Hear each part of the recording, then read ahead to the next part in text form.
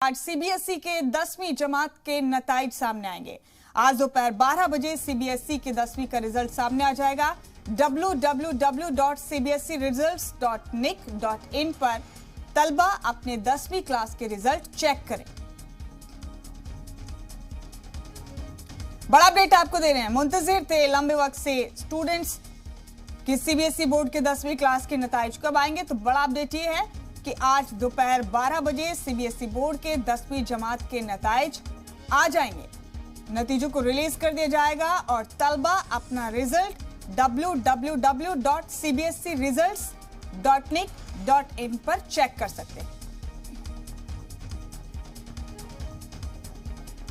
इस वक्त का बड़ा अपडेट आपको दे रहे हैं। लंबे वक्त से मुंतजिर थे तलबा और उनके वालिदैन के आखिरकार सीबीएसई 10वीं क्लास का रिजल्ट कब आएगा। आज दोपहर रिजल्ट आउट हो जाएगा।